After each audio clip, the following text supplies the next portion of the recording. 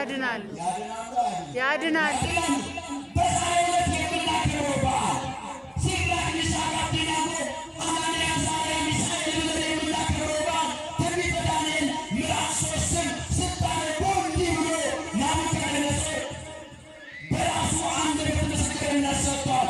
የጌታ መልአክም መጥቶ ከሚባላው እሳት አዳናቸው። ምን አደረጋቸው? አዳናቸው።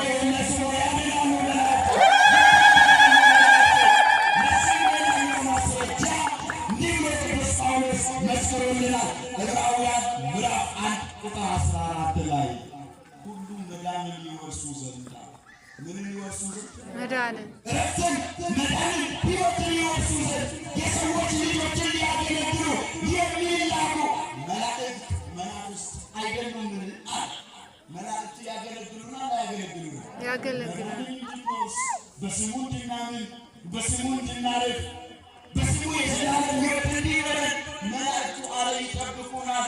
አትስሙ በየመንገዱ ያለው ግዴላችሁም ከመልአኩ ይበልጣሉ ብሎ በስተዋል። የራሱን ክብር ያስጠብቃል። ቃሉን ተናግሬአለሁ። በሰው ልጅ ላይ ሥላሴ አክብሮ በፈጠረው ላይ ወገቡ ላይ ትከሻው ሳይል በጫማው እየረገጠ እኔን አክብሮኝ ለመልአኩ ግን ክብር አይገባም የሚል ብዙ ሰዎች እየሰማን ነው የምንገኘው። ግዴላችሁም ዛሬ የሚናገረው ለራሱ ንስሐ ያልገባ ንስሐን የሚሰብክ ነው። ለራሱ ያልተመለሰ ስለመመለስ የሚያወራ ነው። ልክ በትናንትናው በሐዋርያት ዘመን ሐዋርያት በአንድ ጎን ሲያስተምሩ የተሳሳተ ትምህርት ደግሞ የሚያስተምሩ በአይሁዳውያን መንደር ተነስተው ነበረ። እስካሁን ድረስ ጌታ ሞትን ድል አድርጎ ተነስቷል የሚለውን ስብከት አይቀበሉም። የመላእክትን ምልጃ የማይቀበሉት ከመላእክት እኛ እንበልጣለን። እስቲ ልጠይቃችሁ ክርስቲያኖች እና ልጸልይ ይላሉ አይደል? ይላሉ ይላሉ። አሁን እንደው እነሱ ጸልየው ከእግዚአብሔር ጋር ማማለድ ከቻሉ ቅዱስ ገብርኤል ከነሱ ይበልጣል።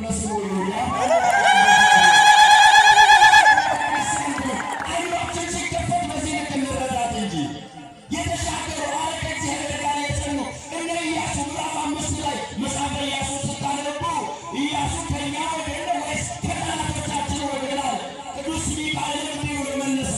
አሁን ላገለግላችሁ ልራዳችሁ ከጌታ ዘንድ የመላእክት አለቃ ሆኜ መጥቻለሁ ብሎ በተናገረ ሰዓት ኢያሱ እግዚአብሔር ያከበረው ኢያሱ የሙሴን መንፈስ ያሳደረበት ኢያሱ ተንበረከከ፣ በግንባሩ ተደፍቶ ለመልአኩ ሰገደ ብሎ ለእግዚአብሔር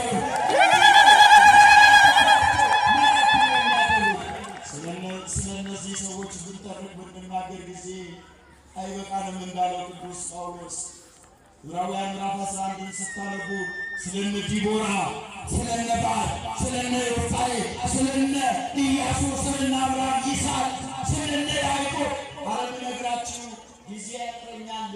እነሱ ግን በሃይማኖታቸው ድል አደረጉ። ልክ ቀን እንደተማማርነው በእምነታቸው ብዙ ተአምራትን ያደረጉ እረፍትም አገኙ አለ ቅዱስ ጳውሎስ። ምን አገኙ?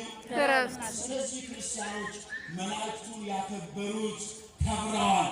መላእክትን በምልጃቸው የተማመኑ ና ኀበየ ቅዱስ ገብርኤል መልአከ እግዚአብሔር ብለው የጠሩ ለዚህ እኮ ነው ሊቁ ሲደርስ እንዲህ ብሎ ቅዱስ ሚካኤል አንድን ቅዱስ ገብርኤልን ይጠራል። ረዳኤ ምንዱባን ሚካኤል፣ ረዳኤ ምንዱባን ገብርኤል በከመ ታልመድ ዘልፈ ለረድኤቴ ለሰፊያተ ክንፋን አለ ክንፎችን ዘርግተ ሌሎችን እንደረዳ ሄኖክን እንደረዳ ኢያሱን እንደረዳ ሙሴ ሕዝበ እስራኤልን እንደጠበቅ እኔም ባሪያ እንዳልሰናክል በክንፎች ጋርደ ጠብቀኝ ብሎ ሊቁ አመስግኗል። ይጠብቁን መላእክት ሆነ ወደዚያች እስር ቤት በቀረበ ሰዓት ያቺ እስር ቤት ጨለማ ነበረች፣ በብርሃን ተሞላች ይለናል።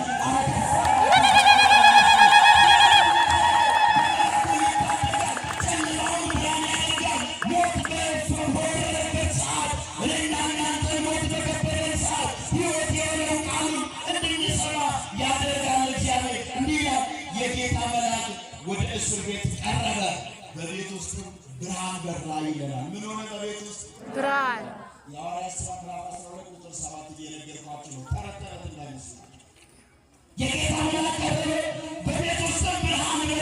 እርግማን ዋቀዮ ሰሚጉ ባራ እርግማን ቁልቁሉ በደሊሉፌ የረከነሲ መኒዳሱሉ ከነቱቴ ኢፋኒ ጉተምቴ አከሸደ እርግማን ዋቀዮ ገረ ቁልቁሉ ጴጥሮስቲ ቄቲ ደፊቲ ከኢት እንጀደ ማታሲስ ከኢት እንጀደ ፈጥነ ተነሳለ የጌታ መልአክ ወደዚያች ወይኒ ቤት ቀረበና ቅዱስ ጴጥሮስ ጎኑን ነክቶ ተነሳለው።